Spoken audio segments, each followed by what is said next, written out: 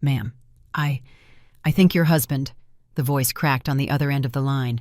Please come now before anyone sees. 3 days. Only 3 days had passed since I buried Robert under the old oak tree in the family cemetery. I still had the rosary in my pocket. I could still feel the weight of the dirt they had thrown over his coffin. And now Frank, the foreman of our ranch in Montana, was calling me with a trembling voice I had never heard in 25 years. My name is Helen Foster. I am 63 years old. And this is the story I kept for too long, because some secrets weigh more when the dead can no longer answer.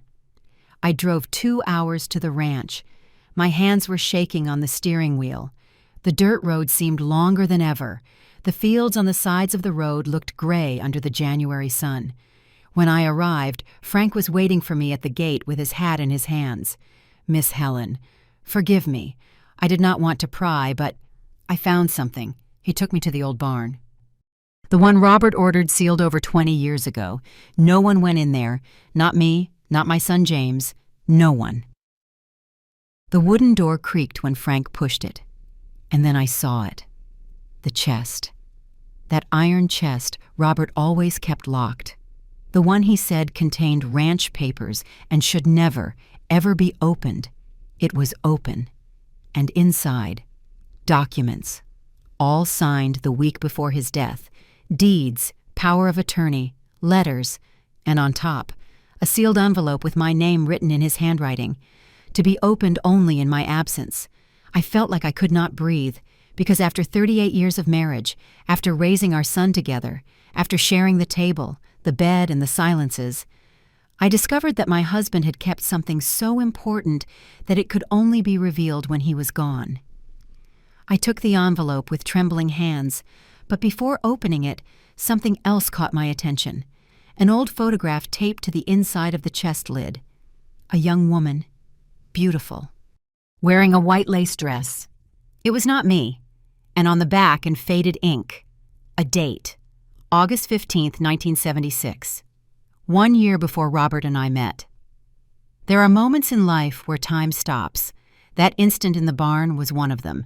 Frank stood silent behind me, breathing slowly, as if he understood he was witnessing something he was not supposed to see.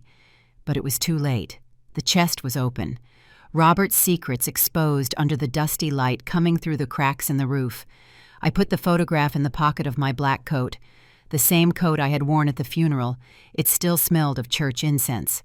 "Frank," I said without turning to look at him, "how did you find this?" He cleared his throat. "Well, you see, ma'am, yesterday Mr. Miller came, Robert's lawyer. He said he had to review some ranch papers before the reading of the will. He asked me to open this barn. I told him I did not have a key, that Robert never gave it to me. Then he took a key out of an envelope he was carrying and told me, 'Robert left this in my charge. Open it, please.' I turned to look at him. And did Mr. Miller see what was inside? Frank shook his head nervously. "No, ma'am." I opened the door and he just took a quick look, like he was looking for something. Then he said, "This is no longer necessary," and left, but I was left thinking.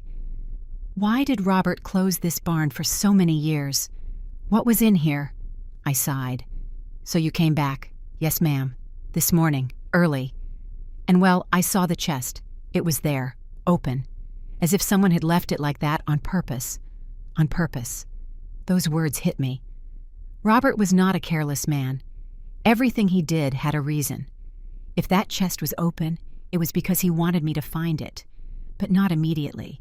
Not the day of his death. Not during the funeral. 3 days later. Enough time for the initial pain to pass. Just enough time for me to think clearly. Or so he thought. I closed my eyes, and for a moment I went back to the good years, to when Robert and I were young. We met in 1977 at the State Fair in Austin. I was 23 and working at my Aunt Rosa's fabric booth. He arrived one October afternoon, tall, elegant, with that fine mustache that was fashionable then and a smile that lit up the whole place. "Do you sell handmade quilts?" he asked me. "Yes," I answered shyly. "But the best ones were taken this morning. Then I will wait for more to arrive," he said. And he sat on a wicker chair by the counter, and he waited.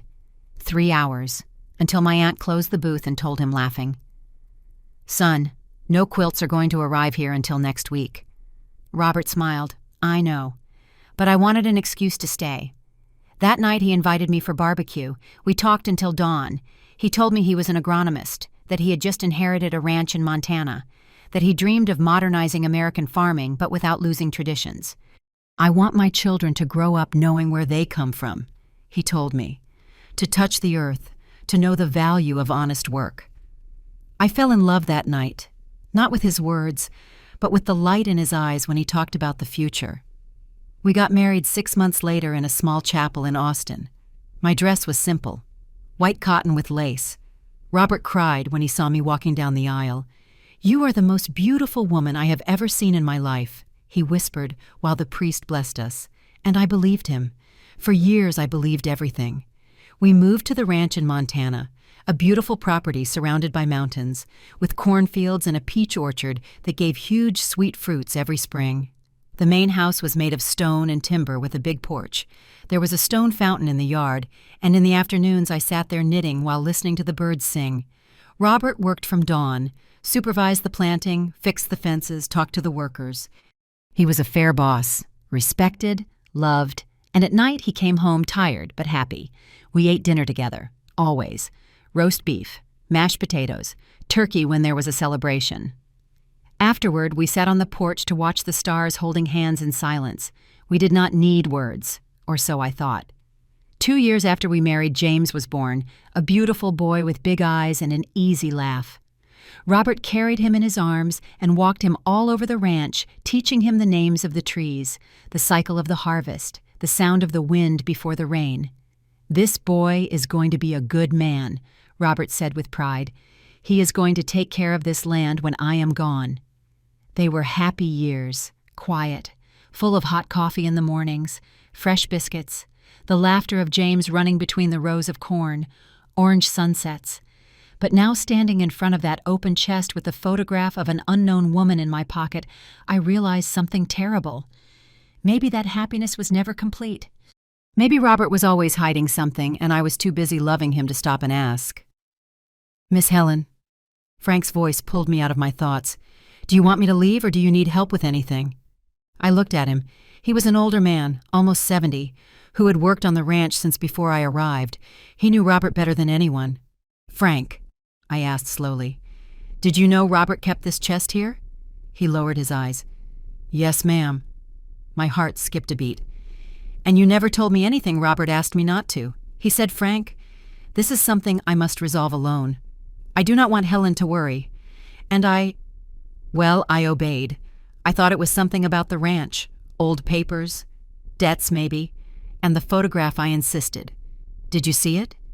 Frank swallowed hard. "No, ma'am. I never opened the chest. I swear on my mother's grave. I believed him."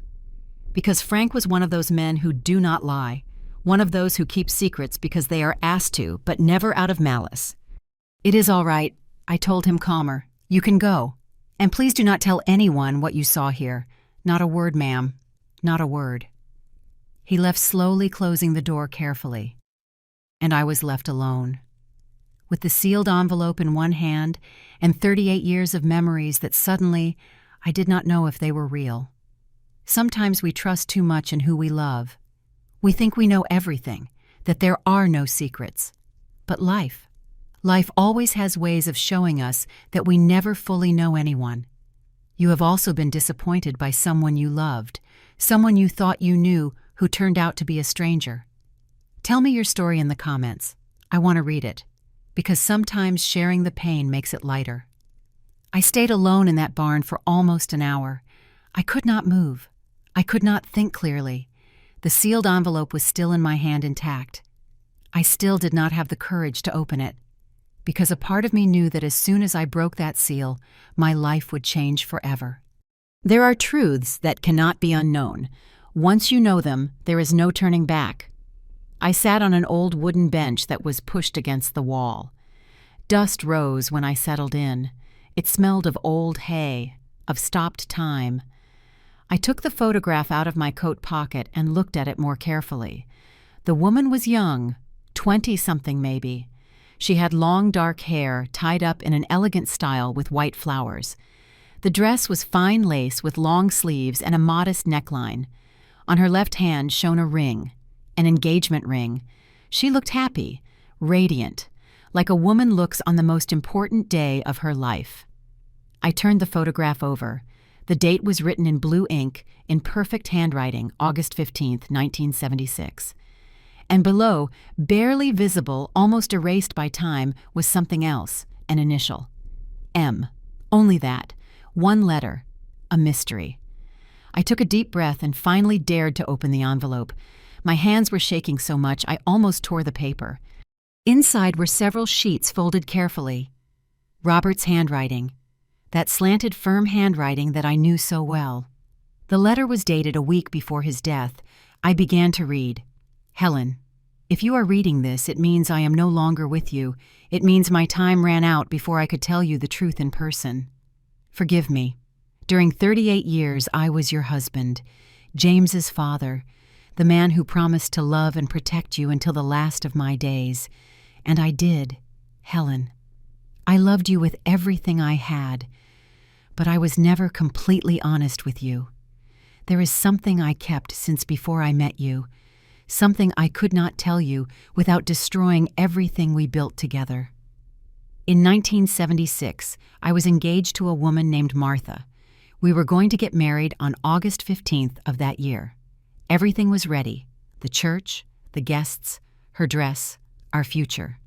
But 2 weeks before the wedding, Martha disappeared. There was no goodbye, no explanation. Only a brief letter she left at my house telling me she could not marry me, that she had made a mistake, to forgive her. I never heard from her again. It destroyed me, Helen. I spent months trying to understand what I had done wrong, why she left me, if there was another man, if it was my fault. And then I met you and everything changed. With you, I believed in love again, in family, in the future. I thought Martha had been just a mistake of the past, a closed chapter. But 6 months ago, I received a letter from her. She is sick, Helen, very sick, and she looked for me because there is something she never told me, something that changes everything. The first page ended there. My hands were shaking so much I almost dropped the paper. I felt like air was not reaching my lungs. Robert was engaged before me. That in itself was not terrible. Many men have relationships before marriage. But what hurt me was not that. It was that he never told me. 38 years together. Thousands of conversations, whole nights talking about our lives, our dreams, our fears, and never did he mention Martha. Why, what was so terrible about that story that he had to hide it from me for almost 4 decades? I kept reading. The second page. Helen, I know this must hurt you. I know you are wondering why I never told you, and the truth is, I was afraid. Afraid you would think I never truly loved you. Afraid you would see Martha as a shadow between us. Afraid of ruining the only good thing that had happened to me in life. But now, after receiving her letter, I know I cannot leave this world without you knowing the truth. Martha wrote to me from a hospital in Chicago. She told me she has terminal cancer, that the doctors gave her less than a year to live, and that before dying she needed to tell me something she kept during all these years. Helen. When Martha left me in 1976, she was pregnant, with my child, and she never told me. The letter fell from my hands. No. This could not be happening. I felt the floor moving beneath me, the walls of the barn closing in, the air becoming thick, unbreathable. Robert had a son, before James, and he never knew, or if he knew. I picked up the letter with trembling hands and kept reading, although every word was like a knife in the chest. Martha told me she ran away because she was afraid. Her family was very conservative. Her father was a violent man. When he found out she was pregnant without being married, he threatened to throw her out of the house, to disinherit her. So she made a decision. She went to Chicago, alone. She had the baby there, and she gave him up for adoption. A boy. Helen, I had a son, and I never knew about him. Martha wrote to me because before she dies, she wants to find him. She wants to know what became of him, and she asked me for help. I wanted to tell you. Every night during these 6 months, I was about to tell you, but I could not find the words. I did not know how to explain that there was a part of my life I had hidden from you, so I made a decision. I hired a private investigator. I asked him to look for that boy who must now be a man of almost 48 years, and he found him, Helen. He found him. But when I was going to tell you everything the doctors told me, my heart was failing, that I did not have much time left, and I knew I would not have the chance to explain this face to face. That is why I left this letter, because I need you to know the truth, and because I need you to make a decision for me. That man's name is in the documents you will find in the chest, his address, his story, everything the investigator could gather. Helen. I know this is a lot. I know maybe you hate me for hiding this from you, and I understand. But I ask you, for everything we lived together, for everything we loved each other, find him. Tell him who his father was. Give him what I could never give him. The truth. Yours always. Robert. I dropped the letter to the floor, and for the first time since I buried my husband, I cried. I cried like I had not cried at the funeral, like I did not cry when they closed the coffin, like I did not cry when they lowered his body into the earth. I cried because the man I thought I knew for 38 years had just become a stranger. I cried because the life I thought we had built together was founded on a silence. And I cried because suddenly I realized something worse. If Robert had a son before James, that meant James had a brother he never knew, a brother who maybe does not even know Robert existed. I wiped my tears with the sleeve of my coat and took a deep breath. I looked at the open chest. Inside, besides the letter, there was a manila folder with the name written on the cover. Private Investigation, Case R. Foster. I took it out. I opened it. And there on the first page was the photograph of a man of about 47 years. Dark hair with some gray, deep eyes, a shy smile. He looked like Robert. My God, he looked so much like Robert it was impossible to deny. Under the photo, his name, Henry Sullivan. Place of residence, Chicago, Illinois. Profession, high school teacher. Marital status, divorced. No children. I closed my eyes, and in that moment I knew my life had just split in two. The life before opening the chest and the life after. Because now I had to decide something impossible. Did I tell James he had a brother? Did I look for this man, Henry, and tell him the truth? Or did I keep the secret as Robert did for almost 50 years and let everything stay buried along with him? I left the barn when it was already getting dark. The sky had turned violet. The mountains around the ranch looked black against the horizon. Frank had already left. The ranch was silent. I walked to my car, put the folder and the letter in my purse, and drove back home. During the whole drive, I could not stop thinking about one thing. Robert asked me to give the truth to that man. But at what cost? Because telling Henry that his father died without knowing him was cruel. Telling James he had a secret brother could destroy the image he had of his father. And telling myself out loud meant accepting that the man I loved never trusted me completely. When I got home, it was already midnight. The living room was dark. James had come to stay with me during the funeral, but he had already gone back to Houston where he lived with his wife and 2 daughters. I sat on the sofa with the folder in my hands, and there in the silence of my empty house, I made a decision. I was going to look for Henry. Not because Robert had asked me, but because that man had a right to know. A right to know where he came from, who his father was, why his mother gave him up for adoption. Even if that meant opening a wound that had been closed for almost 50 years. During the next 3 days, I did nothing. Absolutely nothing. The folder stayed on the dining table closed, Robert's letter folded inside my purse, Henry's photograph stored in the drawer of my nightstand under stockings I no longer used. I could not look at it. I could not read it again because every time I did, I felt something inside me break a little more. I got up every morning trying to continue with my life. I made coffee, watered the plants on the porch, tied up the vines that had come loose with the wind, made the beds, washed the dishes, all those small things one does to pretend everything is fine. But inside, I was destroyed. Because every corner of that house reminded me of Robert. The armchair where he sat to read the newspaper on Sundays. The blue ceramic mug he used for his coffee. The closet where his plaid shirt still hung smelling of his lavender cologne. And now, each of those memories came accompanied by a question. When did he plan to tell me the truth? Was he ever close to telling me? Or did he always plan to take the secret to the grave? On the 4th day, James called me on the phone. "Mom, how are you?" His voice sounded worried, affectionate, as always. "Good, sweetheart," I lied. "Here, taking it slow. You know, have you eaten well? Do you need me to go? I can ask for a few days off work and—" "No, James, I am fine, really. Do not worry about me." There was a silence. "Mom, I know this is hard. Losing Dad is something I never imagined would happen so soon. But you are alone, and that worries me. I got a lump in my throat. I am not alone, son. I have you, and your girls, and Fiona. Fiona was his wife, a good, hard-working woman who always treated me with love. I know, Mom, but still, if you need to talk, if you need anything, call me, at any time."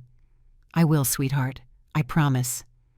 I hung up the phone, and I stayed staring at the screen for several minutes. James, my son, the man Robert and I raised together, the one who was born in this house, the one who learned to walk in the yard, the one who cried the day we left him at college. How was I going to tell him his father had another son? How was I going to explain that before he was born, there was someone else? I could not. I simply could not.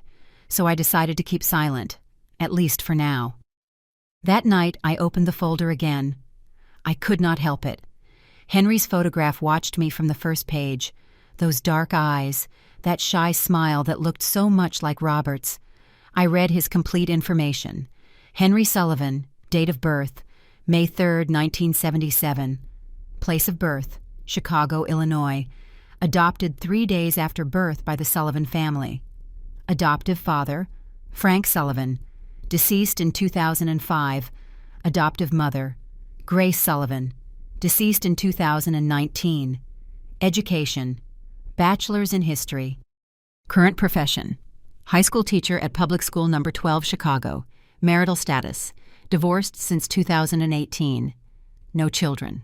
Current address, Liberty Street 456, Chicago, Illinois. There were also some more photographs.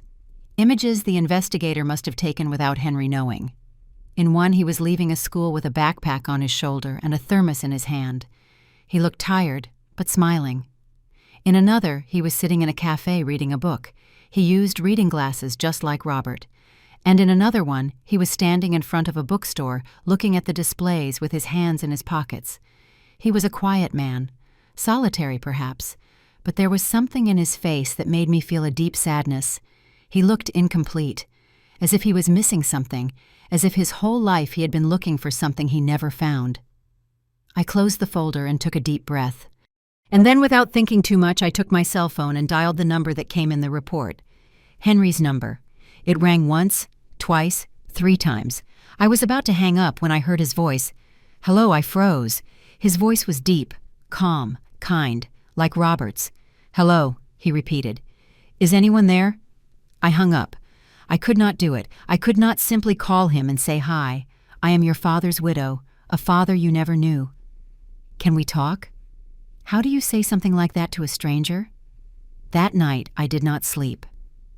I stayed awake, sitting in bed, staring at the ceiling, thinking about everything that had happened, about everything that was yet to happen. And at some point in the early morning, I made another decision. If I was going to do this, if I was going to look for Henry and tell him the truth, I could not do it alone. I needed help, but not from James, not yet. I needed someone who could understand the situation without judging me, someone who knew Robert, someone trustworthy. And there was only one person who fit that description, my sister-in-law, Sarah, Robert's younger sister. Sarah lived in Denver. She was 5 years younger than Robert, an independent woman, direct, who spoke her mind. When Robert and I got married, she was the only one in his family who received me with open arms. The rest, well, let's just say they were not very happy that Robert married a woman without a fancy last name like me. But Sarah was always different. If my brother chose you, she told me the day of the wedding, it is because he saw something in you that no one else has. And I trust him. We became friends, close, accomplices. But after Robert died, Sarah could not come to the funeral. She was out of the country visiting her daughter in Spain. She called me devastated, asking for forgiveness for not being there. I promise as soon as I return I'm coming to see you, she told me. I am not going to leave you alone, Helen. And she kept her promise. 3 days after I opened the chest, Sarah knocked on my door. I saw her through the peephole and felt an enormous relief. I opened the door, and before I could say anything, she hugged me. Helen, my Helen. I cried in her arms like I had not cried since I read Robert's letter. We stayed like that, standing in the doorway, hugging, crying together. When we finally separated, Sarah looked me in the eyes. You are very thin, she said, worried. Have you eaten well? More or less. That means no. Come on, let's make coffee, and you are going to tell me everything. We went into the kitchen. Sarah put water to boil and took the coffee out of the cupboard as if it were her own house. She had always been like that, practical, efficient, no beating around the bush. We sat at the dining table, and I did not know where to start. Sarah, I said slowly, there is something I need to tell you, something I discovered a few days ago. She looked at me with that direct look she had, that look that did not allow lies. Something about Robert. I nodded. Something bad, I nodded again. Sarah sighed and took my hand. Tell me. I told her everything, from Frank's call to the open chest, from Martha's photograph to Robert's letter, from the secret pregnancy to Henry's existence. Everything. Sarah did not say a single word while I spoke. She just listened to me with her eyes fixed on me, without letting go of my hand. When I finished, she stayed silent for several minutes. Then finally she spoke. That idiot. I looked at her surprised. What? That idiot brother of mine, she repeated with a voice trembling with rage. How could he do this to you? How could he keep something like this for so long? Sarah, Naba Helen, do not defend him. I loved my brother. I loved him with all my heart. But this is unforgivable. She got up from the table and started pacing the kitchen with her hands on her head. Robert was always like this, she said more to herself than to me. Always keeping things to himself, always believing he could solve everything alone, always thinking he was protecting others with his silence. She turned to look at me. But he did not protect you, Helen. He left you with this. He left you with a bomb in your hands, and now you are the one who has to decide what to do. She was right. And the worst part is that I already knew it. While I tell all this, I think about where you might be listening to me.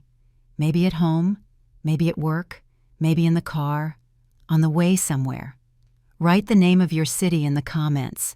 I want to know where you are joining me from in this story, because sometimes knowing we are not alone makes everything a little easier. Sarah sat down across from me again. Helen, she said, serious.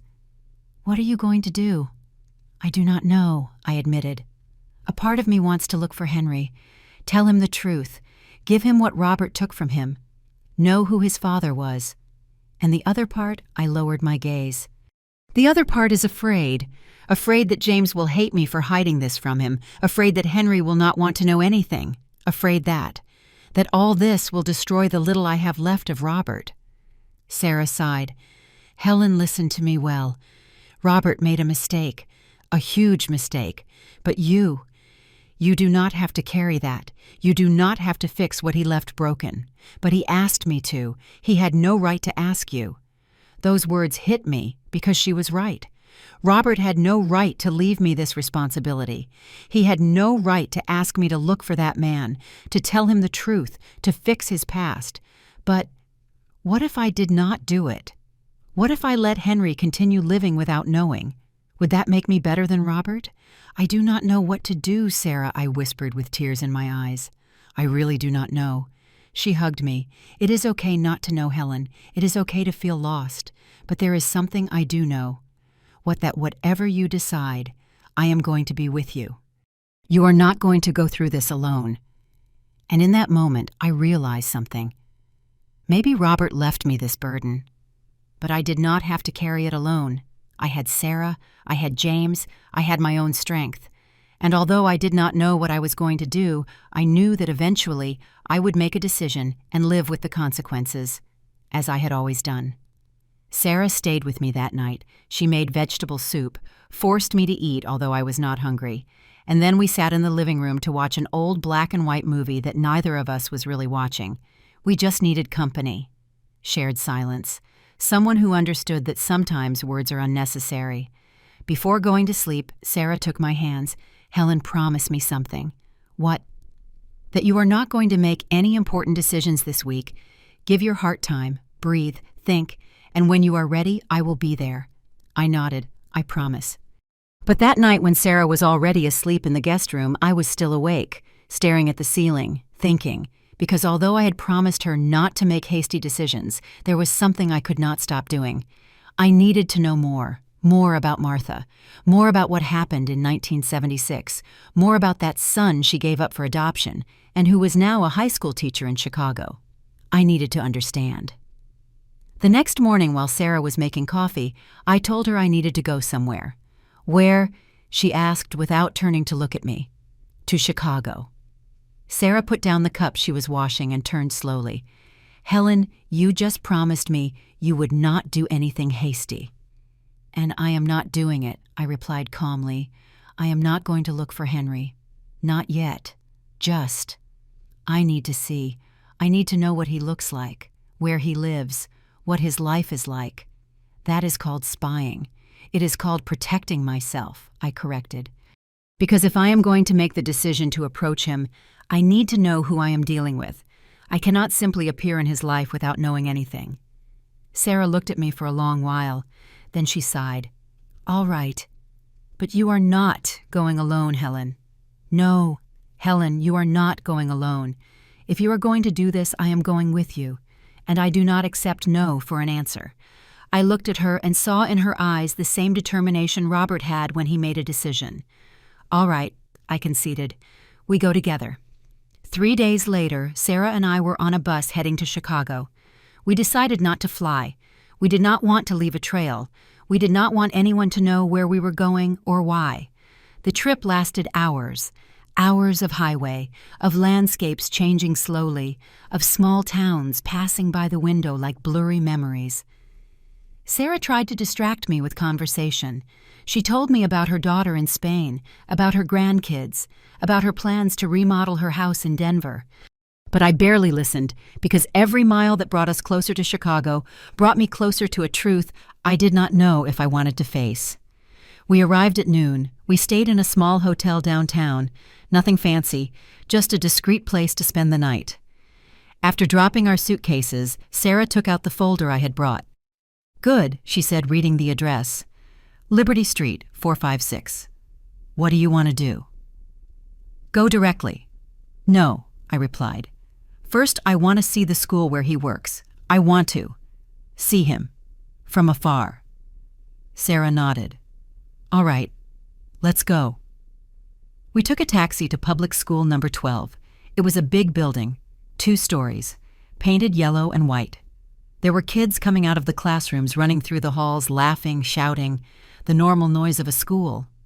We stood on the other side of the street under the shade of a tree. What time did you say he got out? Sarah asked. The report says he normally leaves at 2 in the afternoon. It was 1:40. We waited.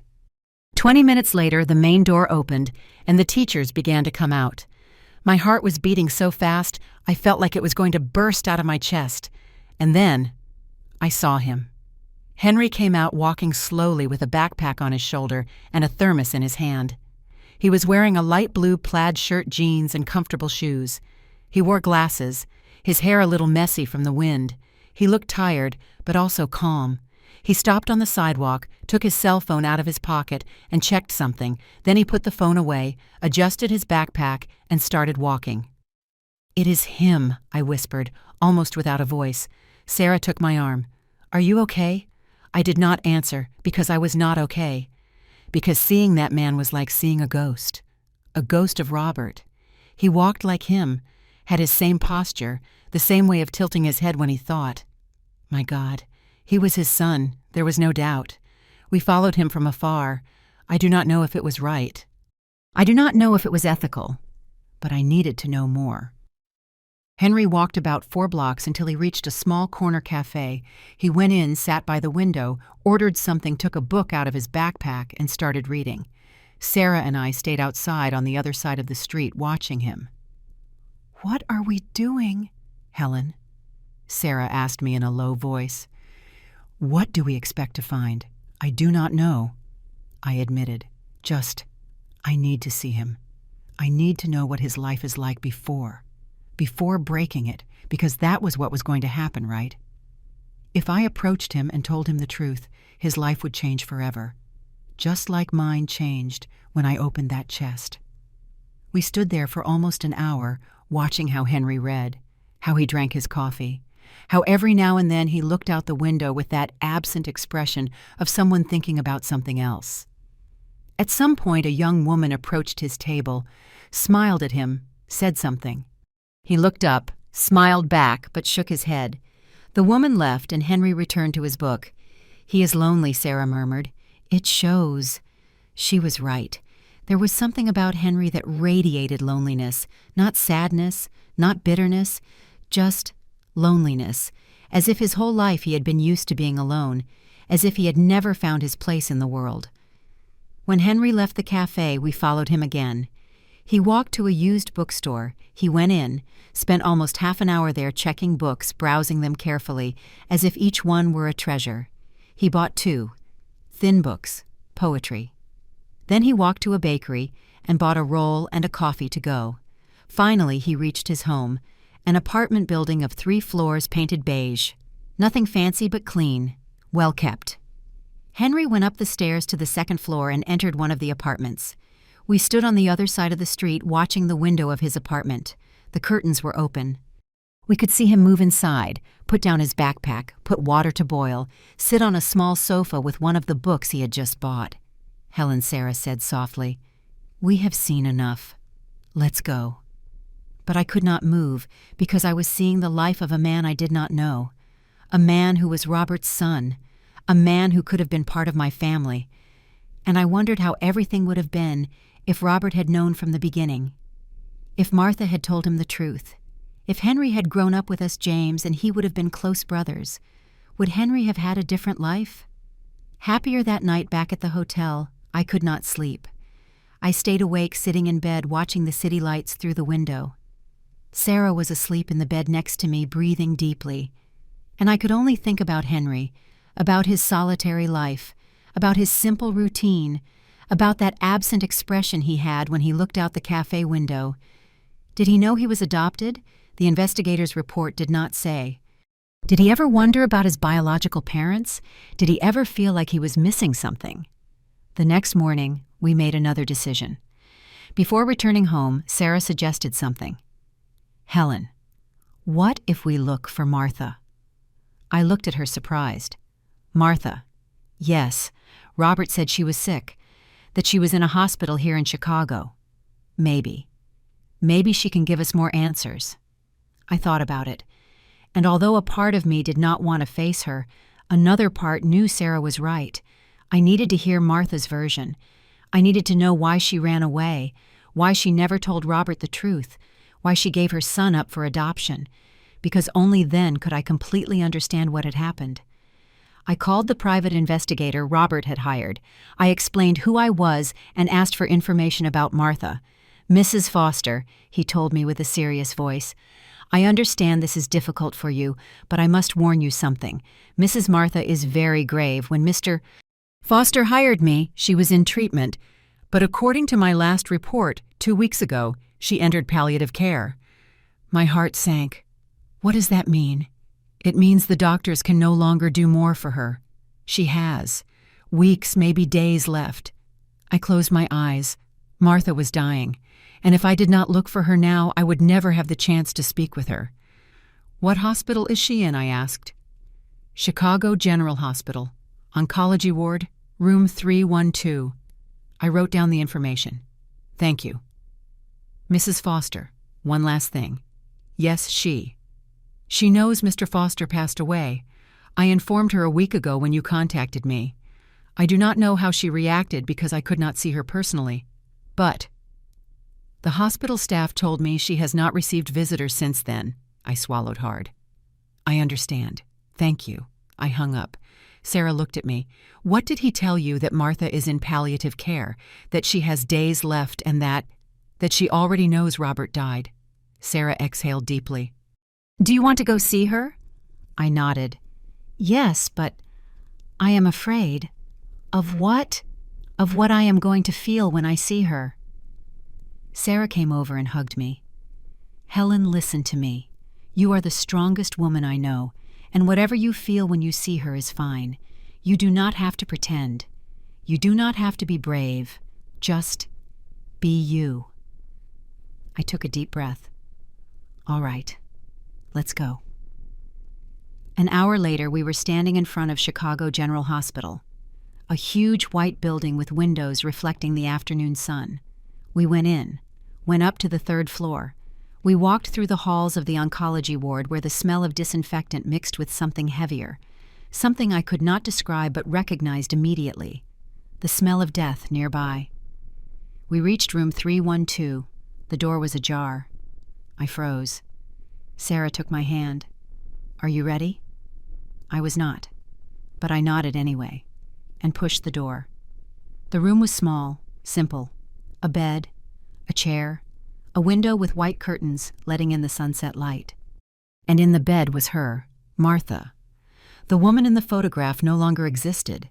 In her place was someone unrecognizable, thin, pale, with completely white and sparse hair, sunken eyes, hands like dry branches on the sheets.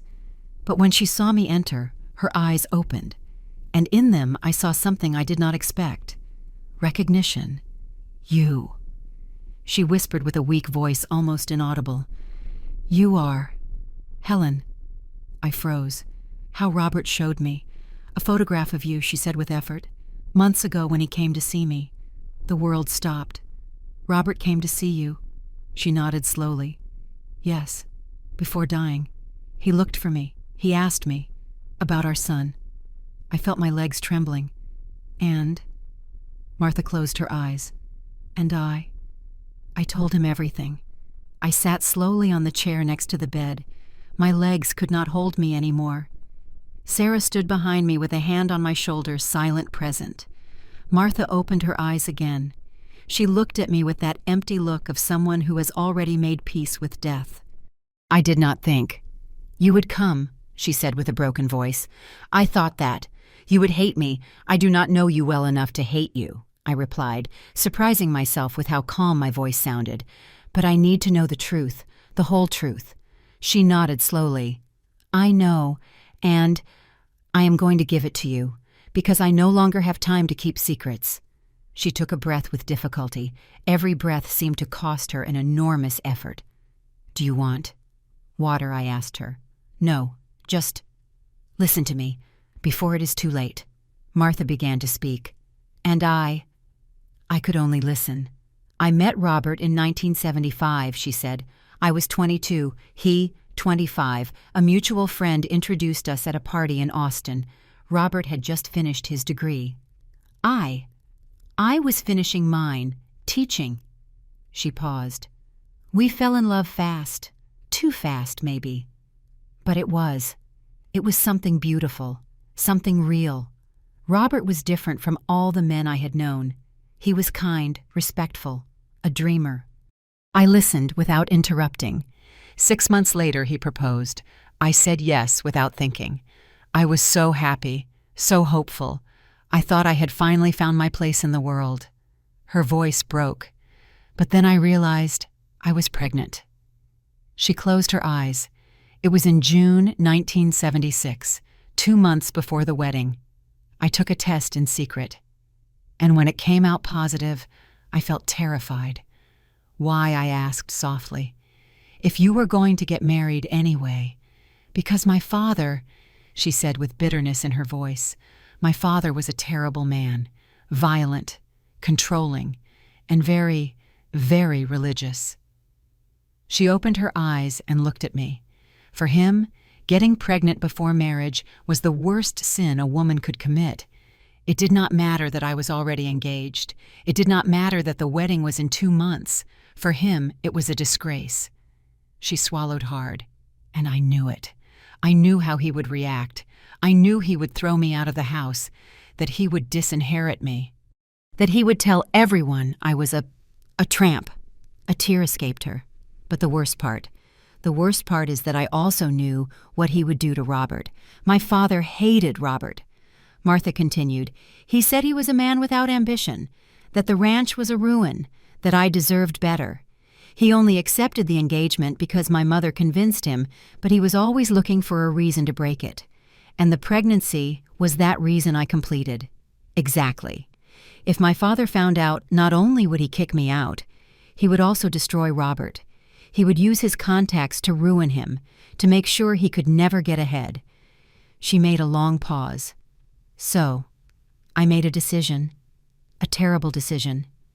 I wrote a letter to Robert, she said with a trembling voice. I told him I could not marry him, that I had made a mistake, that I did not love him enough. But it was a lie, I whispered. Yes, it was a lie. I loved him with all my being, but I thought it was the only way to protect him, to protect myself, to protect the baby. And what did you do? I left. That same night. I took a bus to Chicago. I did not tell anyone where I was going, just disappeared. She wiped her tears with the back of her hand.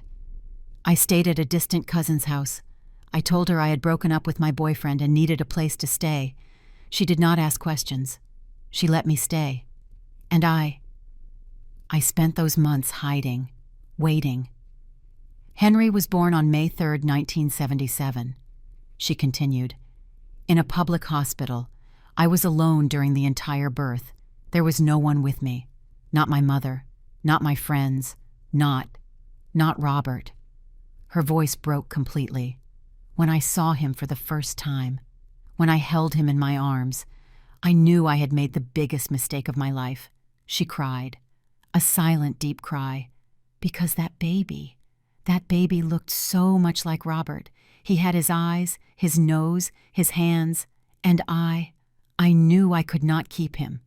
Why not? Sarah asked from behind with a trembling voice. Because I had no way to support him, Martha answered. I had no money, no job, no family to support me. And I knew that if I returned home with a baby, my father would make my life impossible. And the boys, too. She closed her eyes. So 3 days after he was born, I gave him up for adoption. The silence in that room was deafening. Martha kept crying. I did not know what to feel. Rage, compassion, sadness, everything at the same time. And then I asked slowly, what happened after I tried to rebuild my life? I got a job as a teacher in an elementary school. I got married, divorced, got married again, had another son, but I lost him during pregnancy. She paused. And every day, for 47 years I thought about Henry, about where he would be, about if he was okay, about if he hated me for abandoning him. Did you never try to look for him? Sarah asked. No, Martha admitted, because I was afraid he would reject me, afraid of opening that wound, afraid of facing what I had done. She turned toward me. Until I was diagnosed with cancer 2 years ago, and I knew my time was running out. It was then when I looked for Robert, she said. I did not know if he was still alive. I did not know if he had married. I did not know anything, but I needed to find him. I needed to tell him the truth before dying. And how did you find him on the internet? I searched his name, and it appeared. Robert Foster, owner of the ranch in Montana, married to Helen Foster, one son, James. She looked at me with something like guilt. When I saw your photograph, when I saw that Robert had built a beautiful life, I felt relieved. But also, I felt destroyed, because I realized he had been happy, without me, and that I had wasted my life keeping a secret that no longer mattered. I wrote him a letter, she continued. I told him everything. The pregnancy, Henry, the adoption, and I asked for his forgiveness. I did not expect him to answer. But he did. My heart was beating so fast I felt like it was going to explode. What did he tell you? That he wanted to see me, that he needed to know more, that he wanted to find our son? She wiped her tears. He came here, to Chicago, 7 months ago. It was the first time I saw him in more than 40 years. And how? How was that meeting? Martha smiled sadly. It was painful, but also healing. Robert was angry. He had every right to be. He told me I had taken something from him he could never get back, the right to know his son, to be his father. She paused. But also he forgave me. Tears ran down my face without me being able to stop them. He told me, Martha, what happened happened. We cannot change it. But we can do something now. We can look for Henry. We can give him the truth. And then, Robert hired an investigator, she said. It took 4 months to find him. And when he did, Robert came to see me again. He showed me the photographs. He told me everything about him. And what did you feel? I asked, although I was not sure I wanted to know the answer. I felt relief, because Henry was okay. He had a life, a job. He was not rich, but he was not alone either. And he looked so much like Robert. There was no doubt he was our son.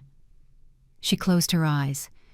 Robert told me he was going to approach him, that he was going to tell him the truth.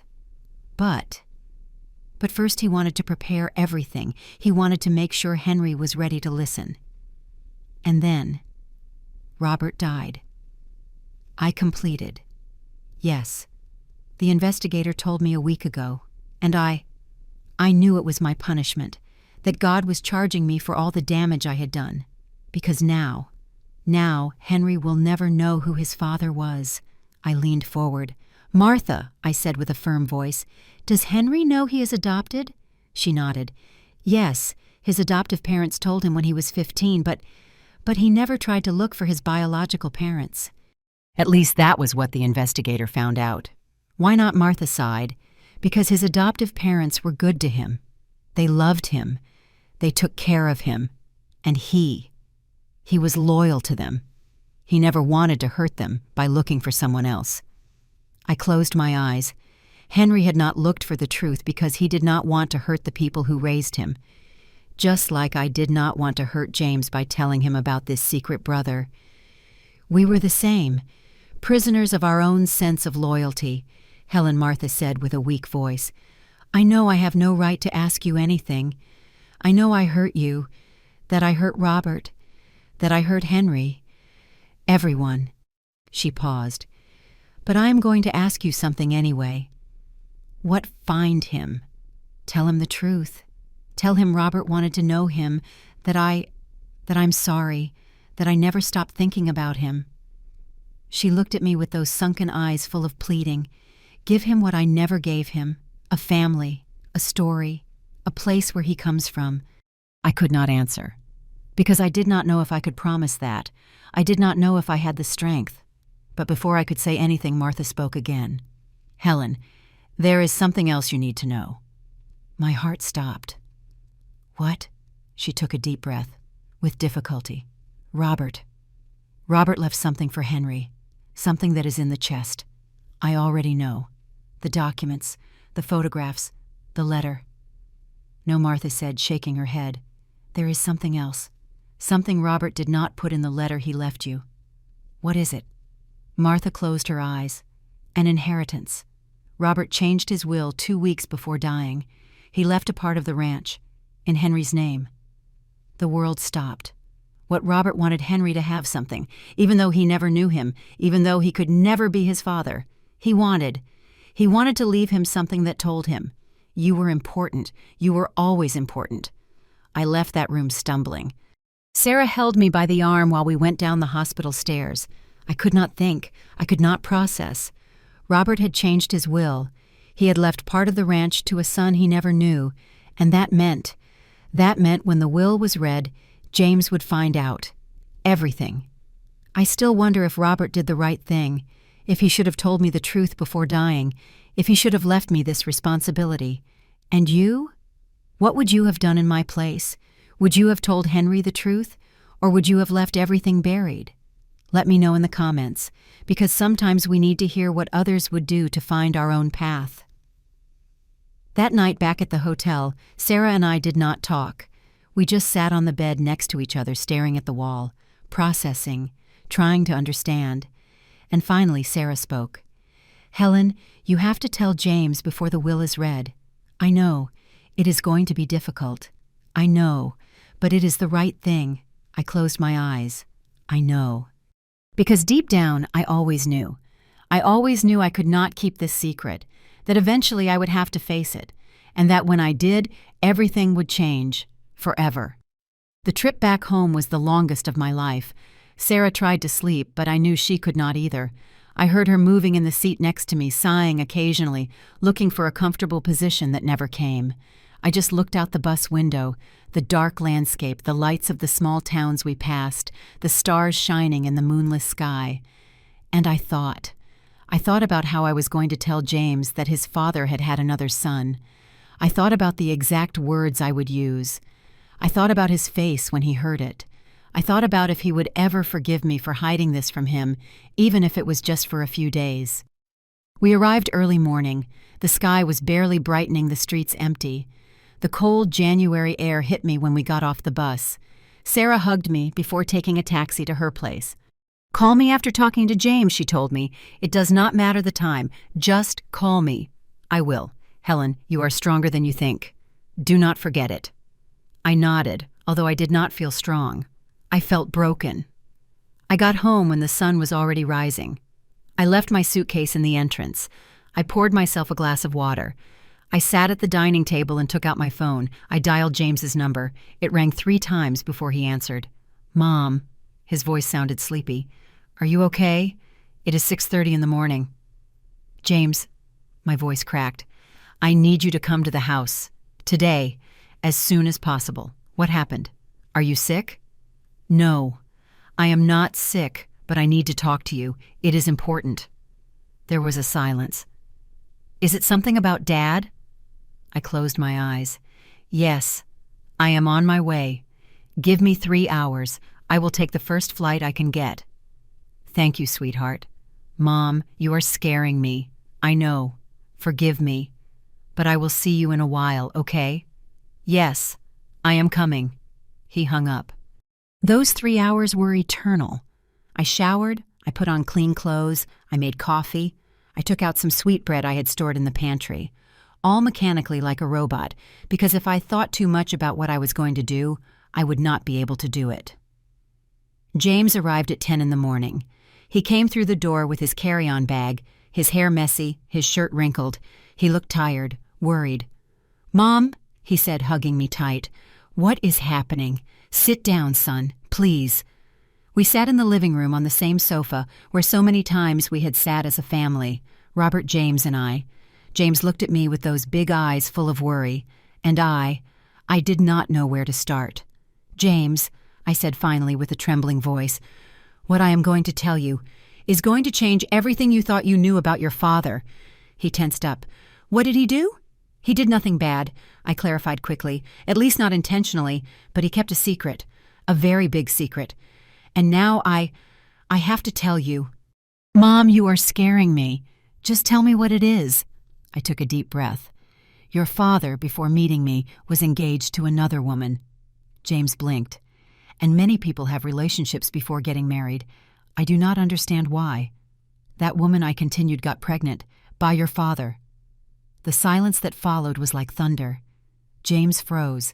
His face went from confusion to shock in seconds.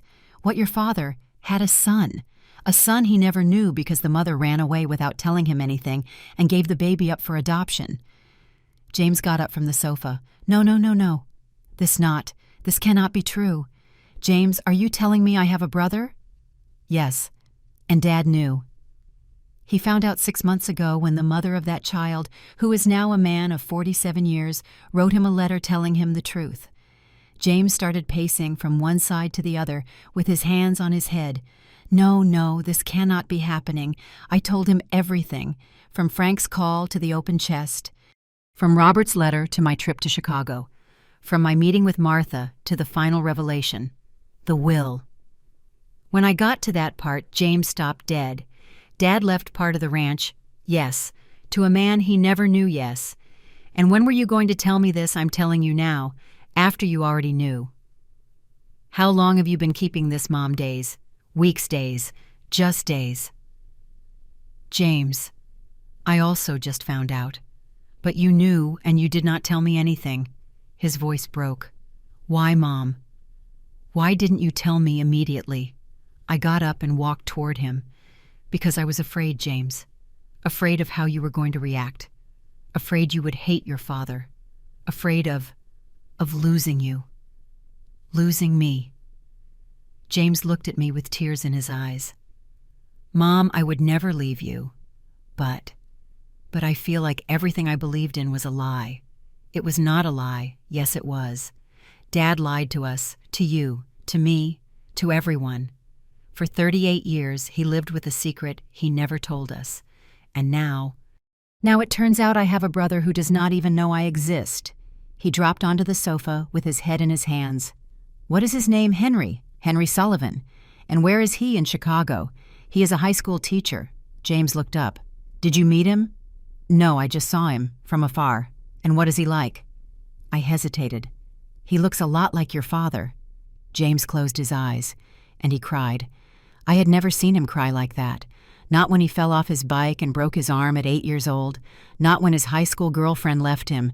Not even at Robert's funeral. But now he cried like a child. I sat next to him and hugged him. I am sorry, son. I am so sorry. It is not your fault, Mom, he said between sobs. But it hurts. It hurts to know Dad kept this. That he never trusted us enough to tell us. He wanted to protect us. No, he wanted to protect himself. Because if he had told us, he would have had to face his past. And he preferred to keep it. We stayed in silence for a long while. James wiped his tears. He got up, walked to the window and looked out. When is the will read? He asked finally. In a week. Mr. Miller called me yesterday. He said it is urgent because Henry is in the will. Yes. James sighed. You. Do you want me to meet Henry? The question took me by surprise. I do not know, son. That is something you have to decide. But Dad wanted us to know him right. That is why he left all this. That is why he changed the will. Yes, I think so. James turned toward me. Then we have to do it. We have to look for Henry and tell him the truth. James, are you sure? No, he admitted. I am not sure of anything. But if I do not do it, I am going to live the rest of my life wondering how it would have been. And I have had enough of secrets, Mom. I do not want to carry one more. I felt my chest fill with pride. My son, my beautiful son, braver than me, wiser than his father. All right, I told him. Then we will do it together. That night, James stayed to sleep at the house. We ate noodle soup in silence. Neither of us had much appetite. Afterward, we sat in the living room watching television without really watching it. At some point, James spoke. Mom, do you think Dad loved us? The question broke my heart. Yes, son, with all his being. Then why did he hide this from us?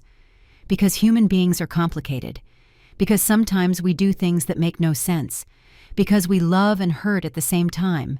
And because your father was not perfect, but he was ours. James nodded slowly. I miss him. Me too. 2 days later, James and I were on a plane heading to Chicago.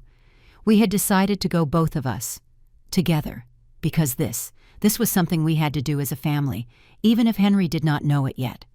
We arrived in Chicago at noon, rented a car, and drove to public school number 12. It was Friday, a school day. We parked in front of the school on the other side of the street, and we waited.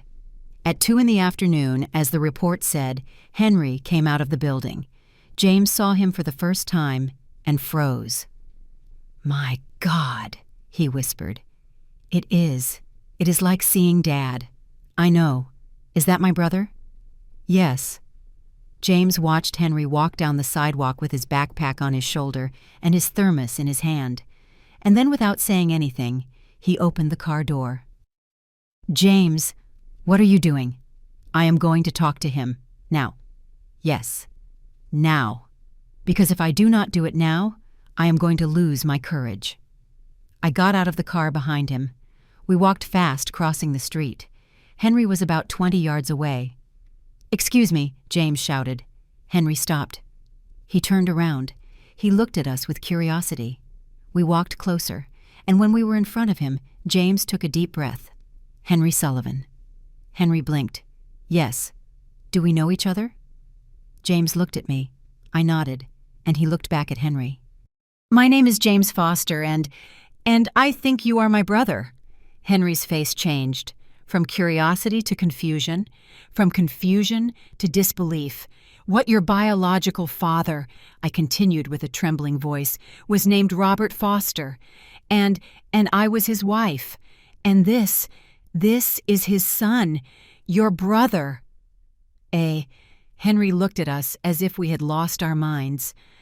I do not understand. What are you talking about?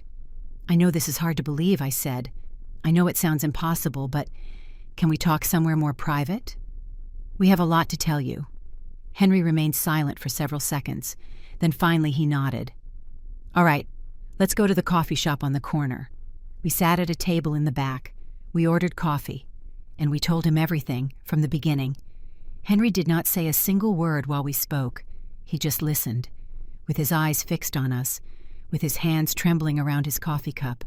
When we finished, he stayed silent for what seemed like an eternity. Then finally he spoke. I always knew I was adopted. My parents told me when I was 15, but I never wanted to look for my biological parents because I felt that it would be a betrayal to the people who raised me. He paused. But now you are here telling me that my biological father died without knowing me, and that I have a brother, and that there is an inheritance. He looked at us. How am I supposed to feel? James spoke before I could. I do not know how you should feel, he said with a soft voice, but if it helps, I feel the same. Confused, angry, sad, everything at the same time. Henry looked at him. You did not know about me either. No. I found out 3 days ago, and I got angry too. With my father, with my mom, with the world, and now. James smiled sadly. Now I just want to know you, because you are my brother. And although we did not grow up together, although we did not share the same life, we have the same blood. And that has to mean something. Henry started to cry, silently, with his hands over his face. Sorry, he said between sobs. It is just that all my life I felt, incomplete, as if I was missing something, and I never knew what it was. He wiped his tears. And now I know what it was. A family, a story, a place where I come from. James extended his hand across the table. Henry took it. And in that moment, I knew everything was going to be okay. Maybe not now, maybe not soon, but eventually. We spent the rest of that afternoon in the coffee shop, talking. Henry told us about his life. His adoptive parents, Frank and Grace, had been humble people, hard-working. Frank was a carpenter. Grace, a seamstress. They did not have much money, but they gave him all the love in the world. They sent me to college, Henry said with a sad smile. They worked double shifts for years so I could study. My dad, Frank, he died when I was 28. Heart attack.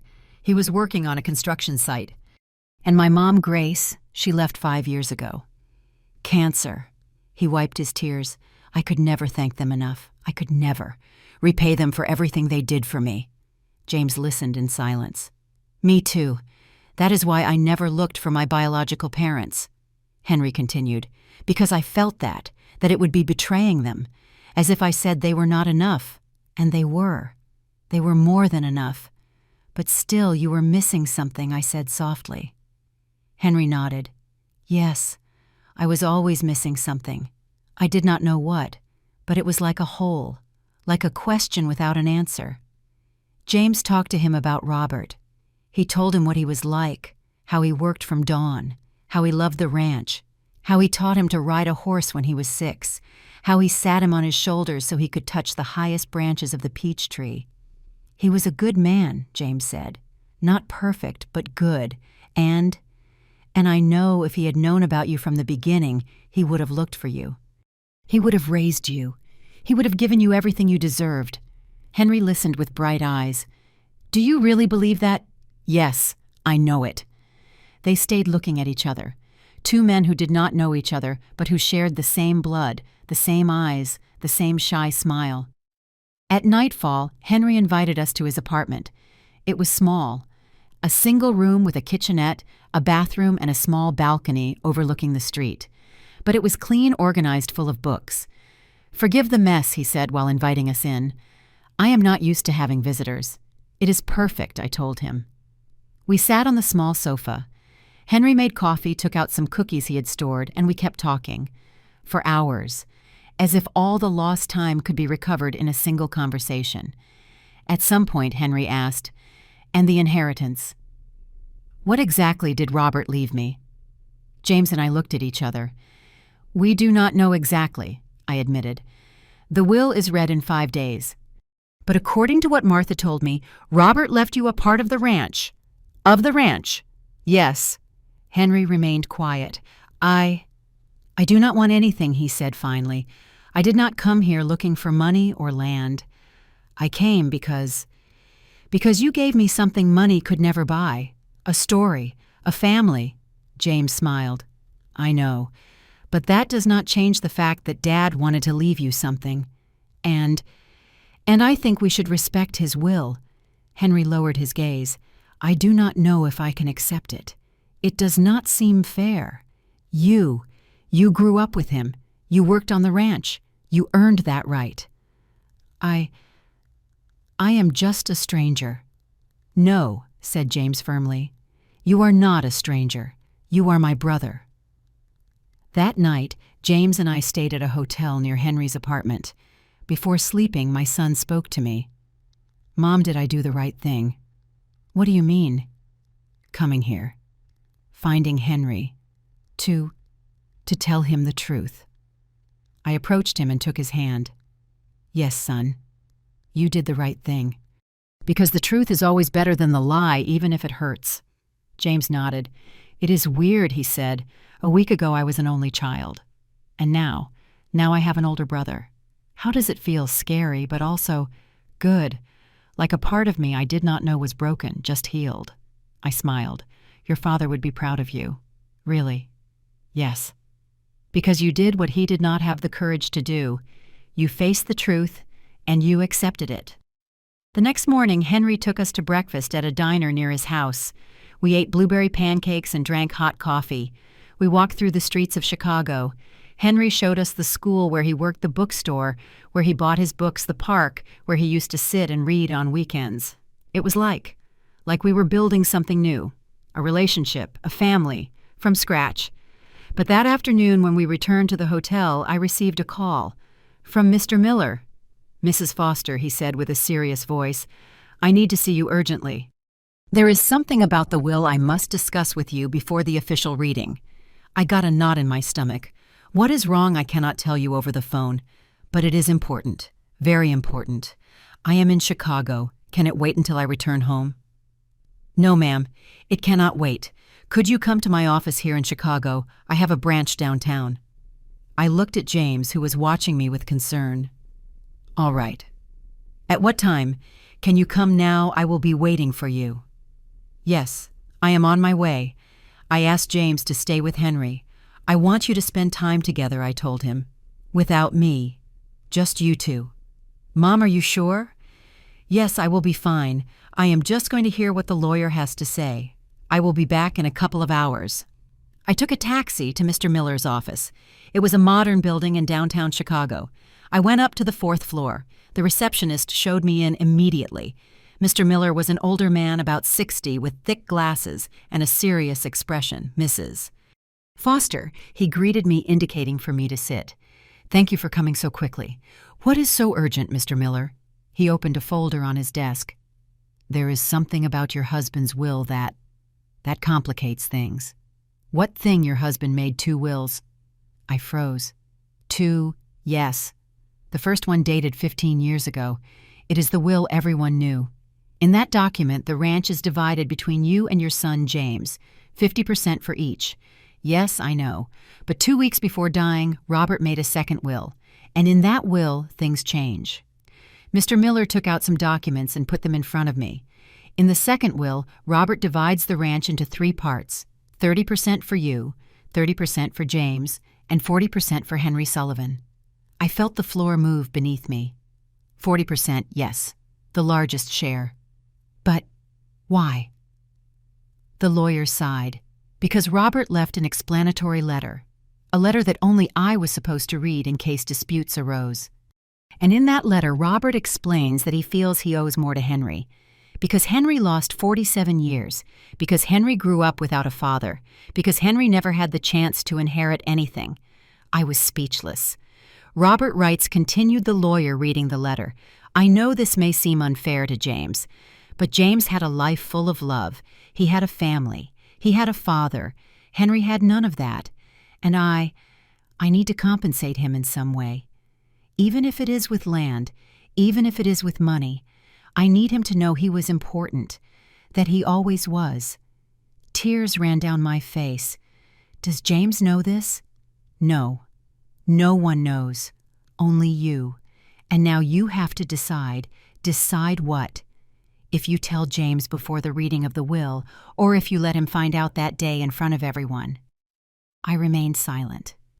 Mrs. Foster said, the lawyer softly, Robert also left a special clause, a clause that says if you and James decide to renounce your shares, you can do so. And in that case, the entire ranch would pass to Henry. Robert. Did Robert want us to renounce? No. He did not want that. But he left that option, in case you felt it was the right thing. I left that office stumbling. I took a taxi back to the hotel. During the whole ride, I could only think about one thing. Robert had left me a decision. The hardest decision of my life. Did I tell James that his father had left him less than a brother he had just met? Or did I keep silent and let him find out at the reading of the will? And more importantly, what was I going to do? Was I going to accept the will as it was? Or was I going to renounce my share so Henry could have everything? When I got to the hotel, James and Henry were in the lobby laughing. They looked happy, comfortable, like brothers who had known each other all their lives. They saw me enter and their smiles vanished. Mom, James said, getting up, Are you okay? You are pale. I am fine. I lied. Just tired. What did the lawyer tell you? Nothing important. Just details about the reading of the will. James looked at me with distrust, but did not insist. That night I could not sleep. I stayed awake, sitting on the hotel bed, watching the city lights through the window, and I thought about Robert, about all the decisions he took, about all the secrets he kept, about all the burdens he left me, and I wondered how far does loyalty go? How far does love go? How far does sacrifice go? The next morning I made a decision. I asked James to go out to breakfast with Henry. I need to make some calls, I told him. I will see you in a while. When they left, I called Sarah. Helen, she answered immediately. How are things complicated? I told her everything. The second will, Robert's letter, the decision I had to make. Sarah stayed quiet for a long while. Helen, she said finally, what do you want to do? I do not know. A part of me wants to protect James, wants him to have what he deserves. But another part feels Robert was right, that Henry lost too much and deserves something. And what does your heart say? I closed my eyes. My heart. My heart says that neither of them should have to lose, that there should be a way for everyone to win, then find it. And that was when I knew what I had to do. I was not going to renounce my share of the ranch, but I was not going to fight for it either. I was going to do something different, something Robert never imagined, something that maybe, just maybe, could heal all this. That afternoon, I gathered James and Henry in the hotel. I need to talk to you, I told them, about the will. They sat in front of me with worried expressions. I told them everything. The second will, the 3 parts, the 40% for Henry. James stayed quiet. Henry pale. "No," Henry said immediately. "No, I cannot accept that. It is not fair. It is what Robert wanted," I said. "But it is not what I want," Henry insisted. James is his son. James is the one he raised, the one he loved. I am nobody. You are his son too," said James softly, "but not in the same way." "No, not in the same way, but you are still his son." James took a deep breath. "Henry," he said, looking him in the eyes, "if Dad wanted to leave you 40%, it is because he felt he owed it to you. And I am going to respect that." "James, no, listen to me. I had everything. I had a father, I had a home, I had love. You had none of that. And although now we are brothers, although now we are together, I cannot give you back those 47 years. But I can give you this." Henry started to cry. "I do not deserve this." "Yes, you do, because you are my brother." "And why?" "Because it is the right thing." Then I spoke. "I am also going to respect the will," I said, "but on one condition." Both looked at me. "The ranch is not going to be divided. It is going to be kept together. The 3 of us will be owners, but we are going to work it together, as a family. Henry, if you want, you can move to the ranch, you can teach there, or you can stay in Chicago and come on weekends. It does not matter. But the ranch is going to belong to everyone, and no one is going to sell it. Ever." James smiled. "I like that idea." Henry looked at us with tears in his eyes. "Would you really accept me like that?" "As part of the family, you are already part of the family," I said. "You always were. Only now we know it." And in that moment something changed, something deep, something I cannot explain with words, because I stopped carrying the weight of the decision. I stopped feeling I had to fix what Robert had broken, because I realized something. Robert did not break anything. He just left something incomplete. And now we were going to complete it. Together. We returned to the city 2 days later, the 3 of us together, James, Henry, and I. In the plane, Henry was sitting by the window watching the clouds with that thoughtful expression I was already starting to recognize. James next to him was showing him photographs of the ranch on his phone. "This is the peach orchard," James was saying. "Dad planted it the year I was born. He said every tree represented a year of my life." Henry watched the images with bright eyes. "It is beautiful. It is. And now it is yours too." Henry turned to look at him. "I still cannot believe it. A week ago I was a lonely teacher in Chicago, and now I have a brother, a family, a home." James smiled. "I cannot believe it either, but it makes me happy. Really." I watched them from my seat across the aisle, and I felt something I had not felt in weeks. Peace. The reading of the will was scheduled for the following Tuesday at Mr. Miller's office. During those days, I dedicated myself to preparing the house to receive Henry. I cleaned the guest room, changed the sheets, put fresh flowers on the nightstand, opened the curtains to let the sunlight in. Henry had decided to stay with us for a week before returning to Chicago to arrange his things. "I need to quit my job," he told me, "and pack my books and say goodbye to some people." "Are you sure you want to move?" I asked him. "You do not have to. We can find another way. I am sure." He interrupted me with a smile. "All my life I felt out of place in Chicago, like I was waiting for something. And now I know what it was. This family, this place." On Sunday, I took James and Henry to the ranch in Montana. It was the first time Henry stepped on his father's land. When the car entered the dirt road surrounded by cornfields and green mountains, Henry was left speechless. It is like a dream," he murmured. Frank was waiting for us at the gate. When he saw Henry, he froze. "Good Lord," he whispered.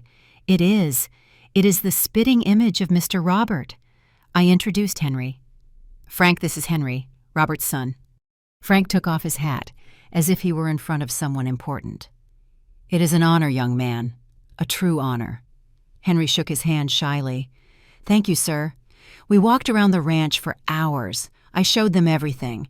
The main house, the porch with the vines, the stone fountain, the peach orchard, the stables, the fields where Robert used to work from dawn. Henry absorbed it all with eyes full of wonder. "This was where my father lived," he said in a low voice, as if he were in a sacred place. Here was where he worked, where he dreamed. James took him to the oldest oak tree on the property. This was his favorite tree, he told him. He said it was more than 100 years old, that it had seen 3 generations of the Foster family pass. Henry put his hand on the trunk and closed his eyes. "I wish I had known him." "Me too," said James, "but in some way I feel he is here watching us. And I think he is at peace." That night we had dinner at the ranch house. I made roast beef, mashed potatoes, green beans, and fresh biscuits, everything just as Robert had loved it.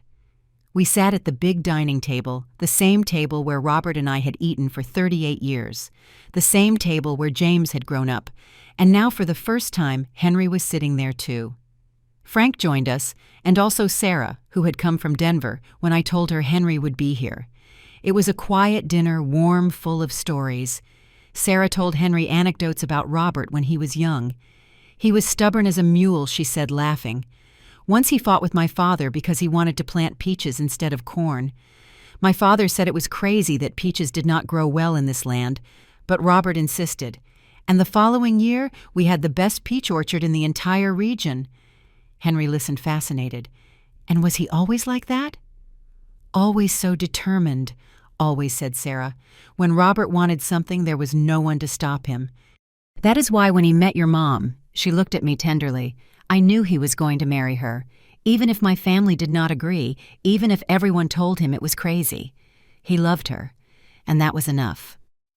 After dinner, James suggested taking a walk. The 3 of us went out to the porch. The night was clear. The stars shone with an intensity never seen in the city. We sat on the wicker chairs by the fountain. The sound of falling water was relaxing.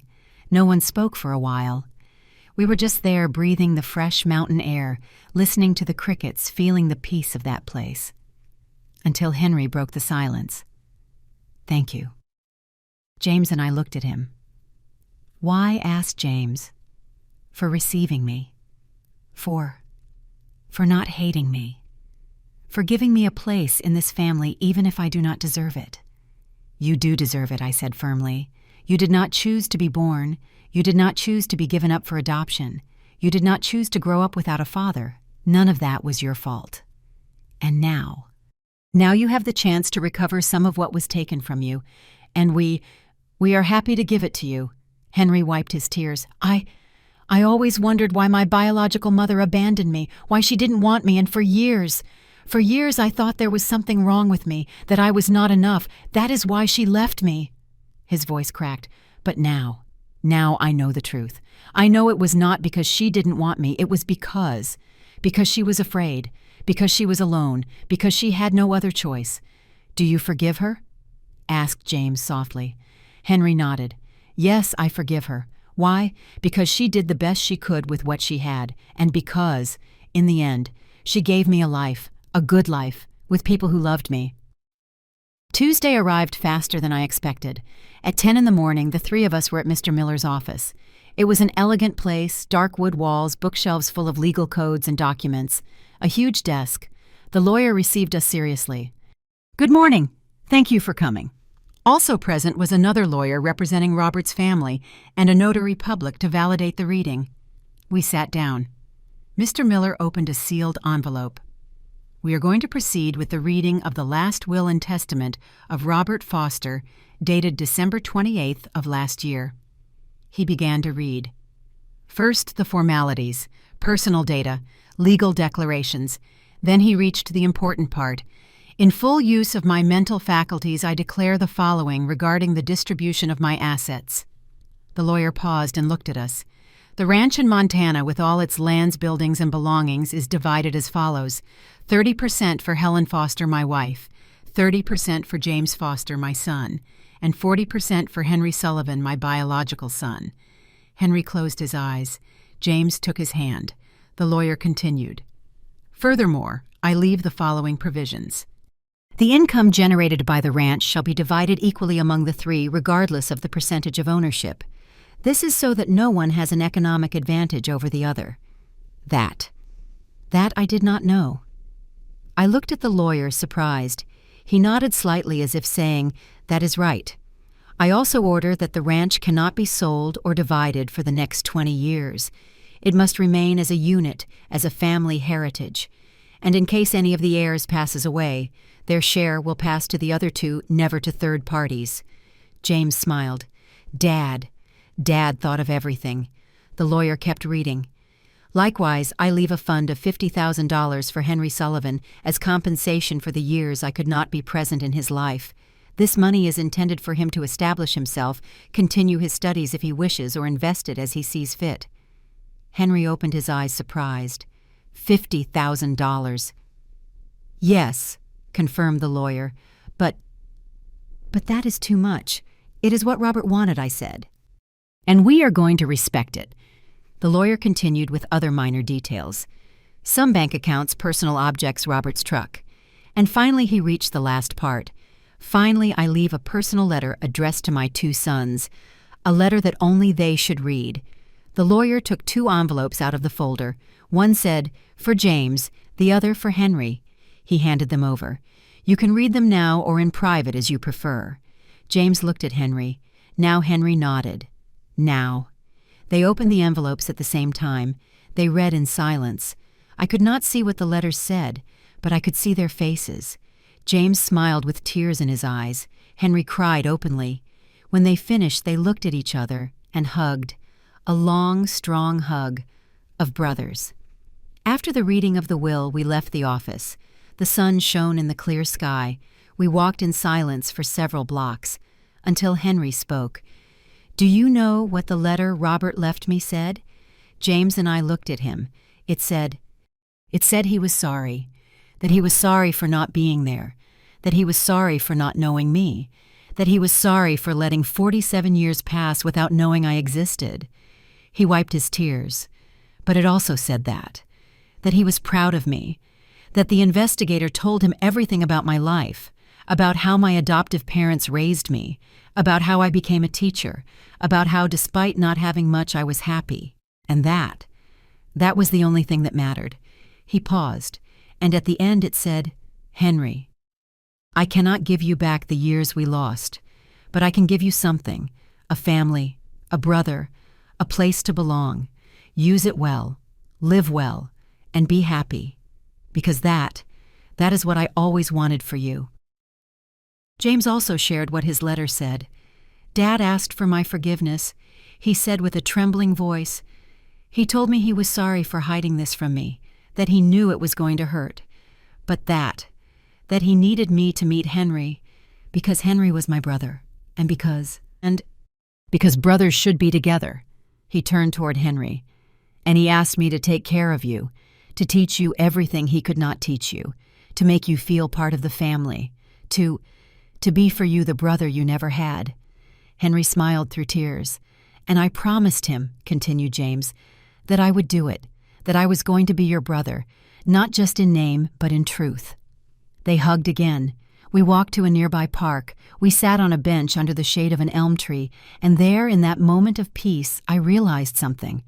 Robert had died, but he was not gone, because he was in James, in his way of speaking, in his laugh, in his kindness.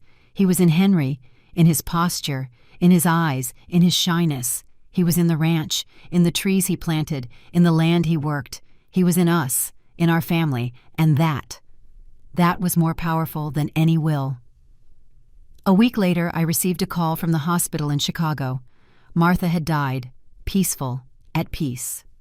The nurse told me that in her last days she had asked for Henry. "Did they find him?"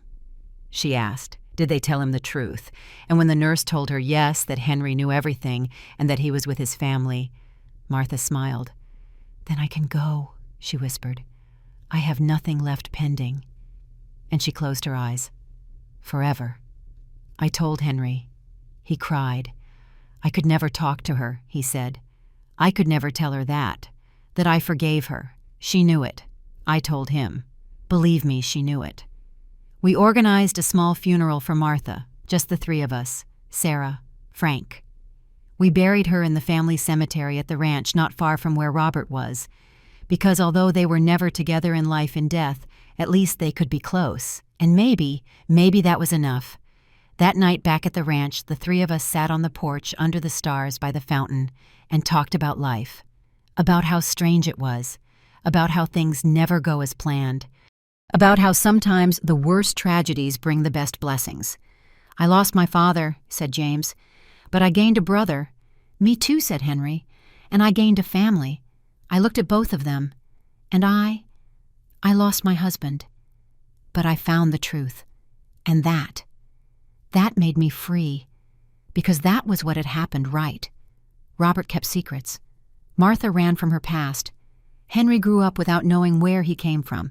James grew up without knowing he had a brother. And I lived 38 years without knowing the whole story. But now everything was on the table. There were no more secrets. There were no more lies. Only truth. And that truth had freed us all. 3 months later, Henry moved permanently to the ranch. He got a job as a teacher at a high school in the nearby town, and on weekends he and James worked together in the fields. They planted more peaches, repaired the stables, modernized the irrigation system. And little by little the ranch became a place of production again, if not in life and laughter, in family.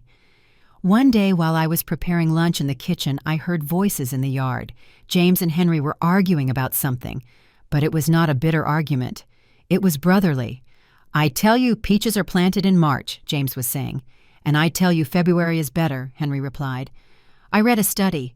Studies know nothing. Experience is what counts. And you have more experience than an agronomist with a PhD. I have more experience than you, brother." And they laughed.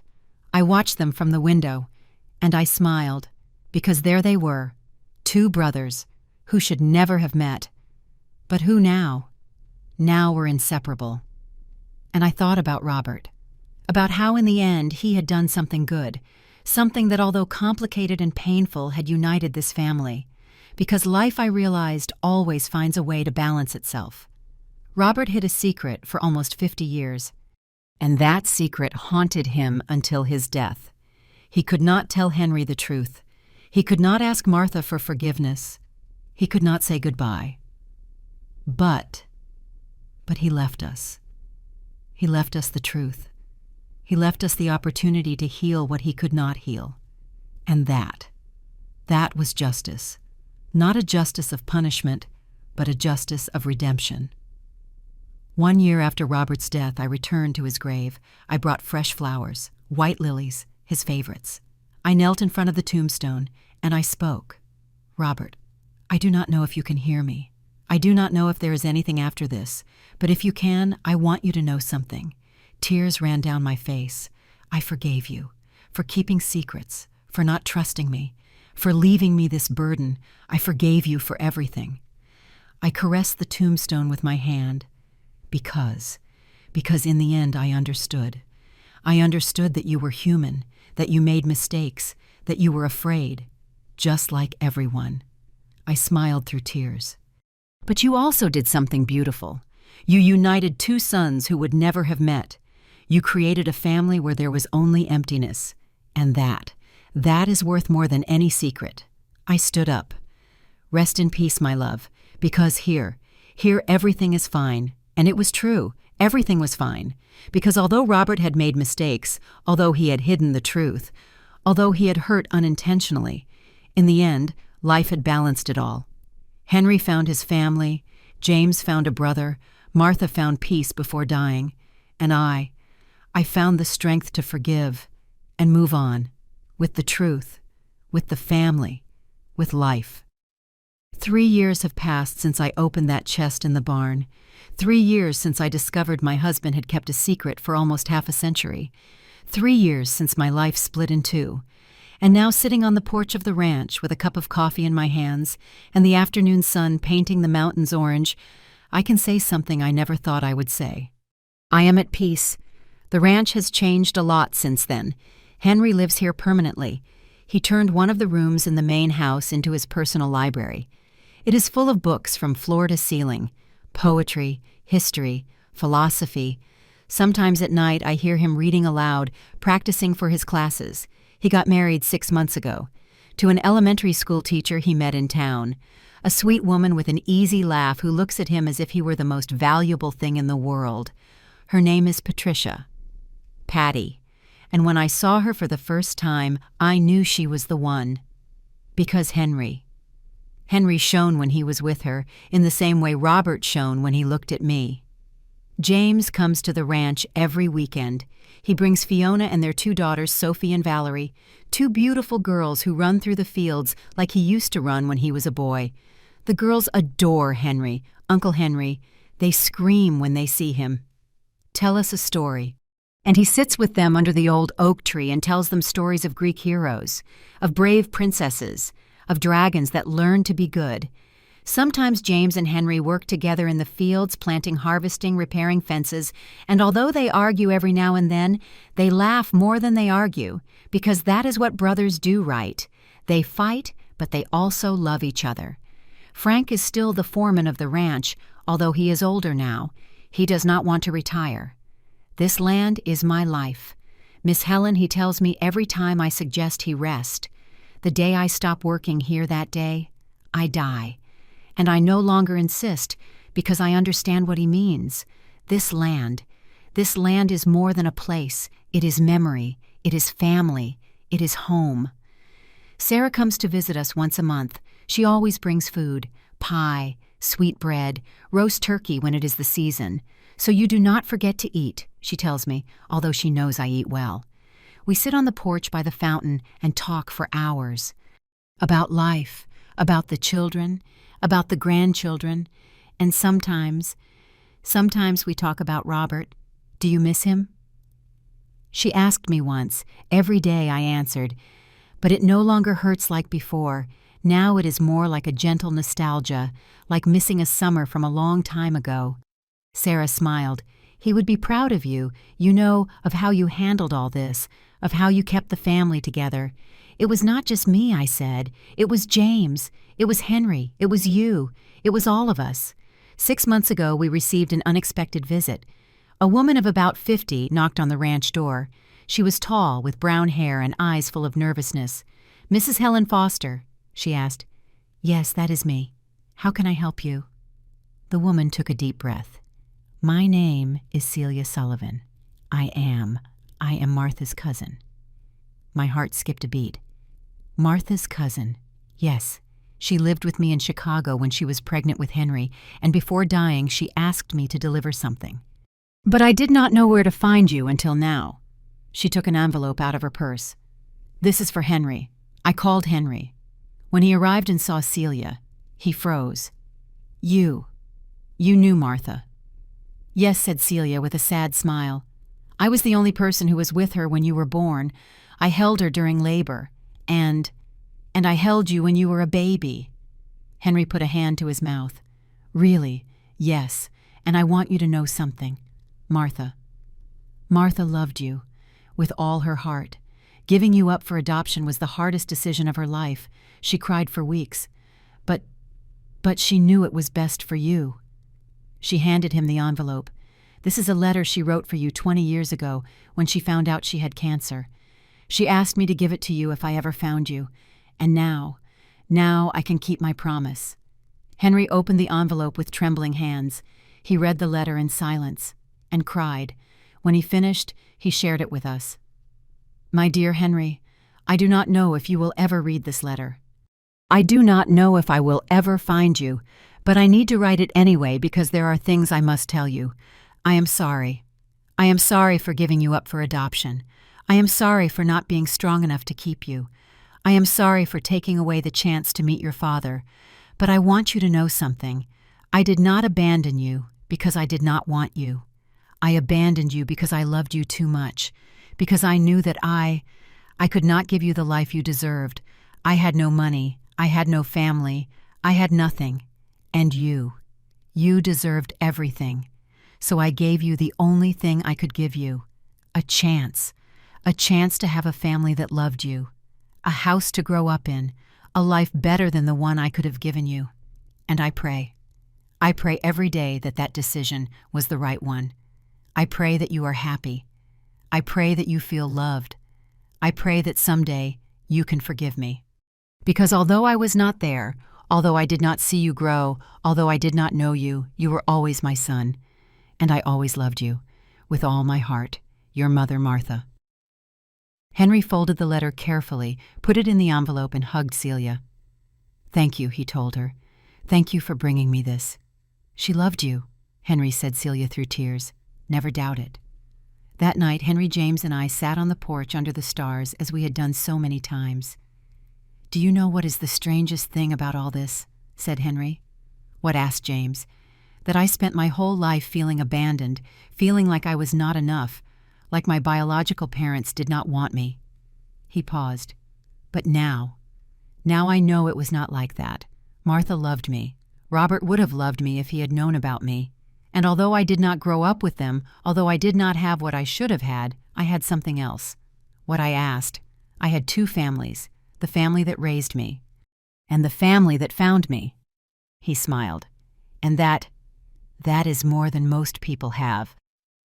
James put a hand on Henry's shoulder. You know, Dad used to tell me something when I was a boy.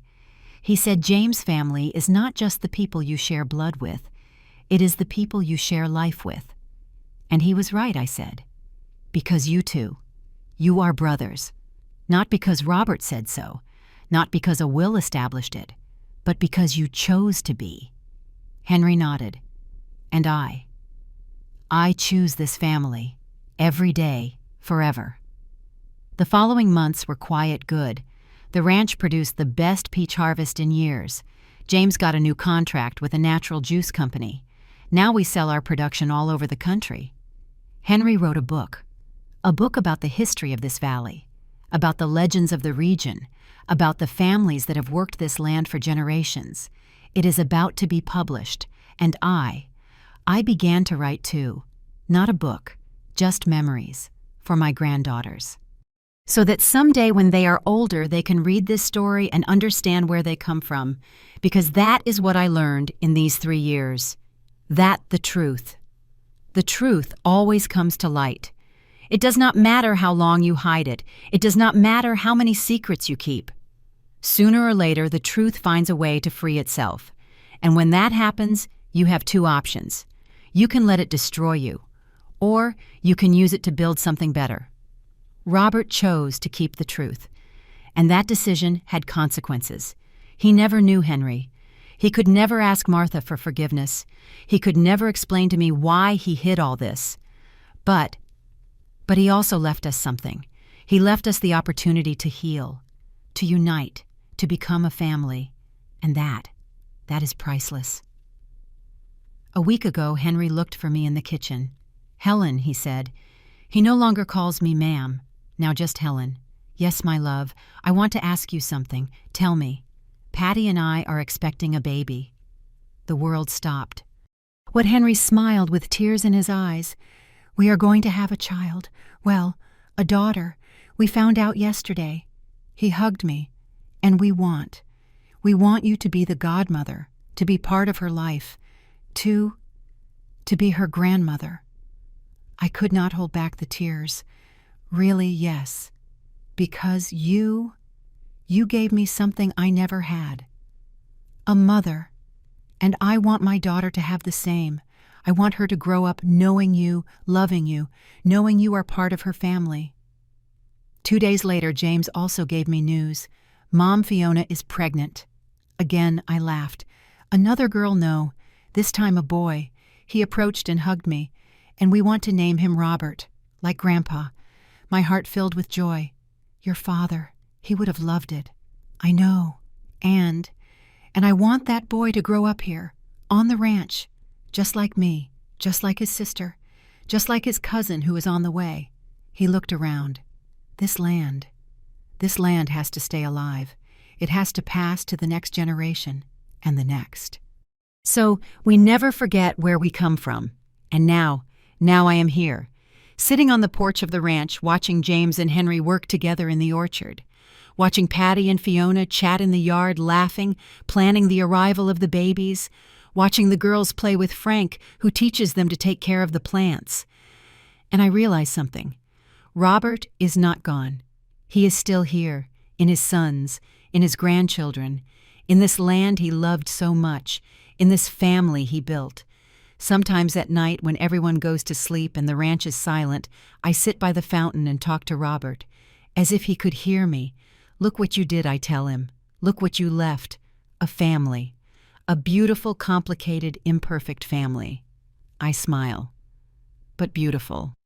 And although you made mistakes, although you hid things, although it hurt me, in the end it was all worth it.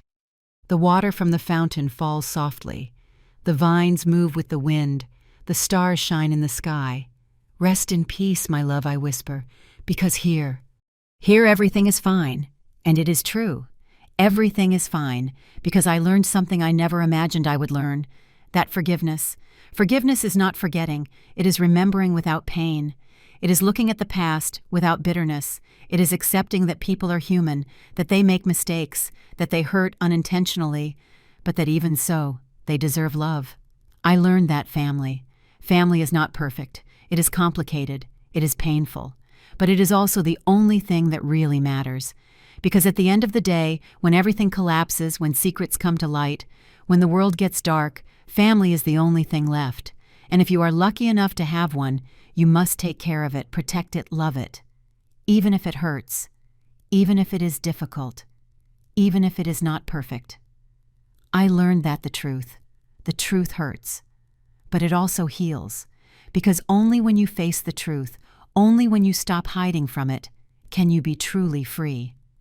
And I am free now. Free from the weight of secrets, free from lies, free from pain, because I chose to forgive, I chose to love, I chose to move on. If my story helps you, if these words touch your heart, if you feel identified with the pain, with the betrayal, with the forgiveness, I want you to know something. You are not alone. We all carry secrets. We all have been hurt. We all have had to choose between resentment and forgiveness. And I know it is not easy. I know it hurts. I know sometimes it seems impossible. But I also know this, that forgiveness is the only path to peace. And that family is always worth it, even if it is complicated, even if it is imperfect, even if it breaks your heart. I am 66 years old now, my hair completely white, my hands full of wrinkles, my body more tired than before. But my heart is full of love, full of gratitude, full of peace. Because although I lost Robert, I gained something else. I gained 2 sons instead of 1. I gained a bigger family, I gained the truth, and I gained the freedom that comes with it. This morning while I was making coffee, Henry came into the kitchen. "Good morning, Helen. Good morning, my love. Did you sleep well?" "Very well. I dreamed of Martha." "Yes, and what did you dream?" "I dreamed she was here, on the ranch, walking through the orchard, and she was smiling, as if she had finally found peace." He wiped his tears, and when I woke up, I realized that maybe she did find it, because we are okay, and that was all she wanted. That afternoon we all gathered in the yard. James, Henry, Fiona, Patty, the girls, Sarah, Frank. We celebrated Valerie's birthday, James's youngest daughter. There was cake music, laughter. The girls ran through the garden. The adults chatted under the shade of the oak tree. And I watched them. Everyone. My family. This beautiful, complicated, imperfect family.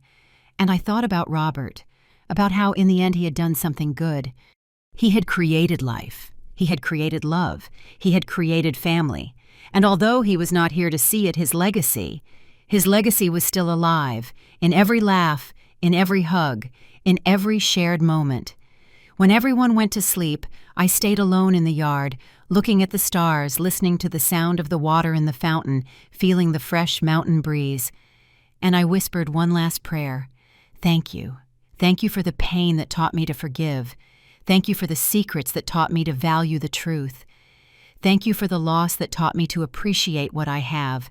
And thank you for this family, because in the end, that is all that matters. Thank you for listening to me until the end. Thank you for joining me on this journey. Thank you for letting me share my story with you.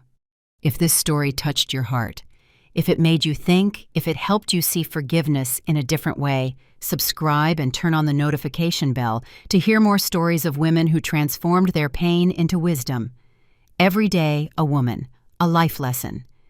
Share this story with someone you love, because sometimes a story like this can change a whole day.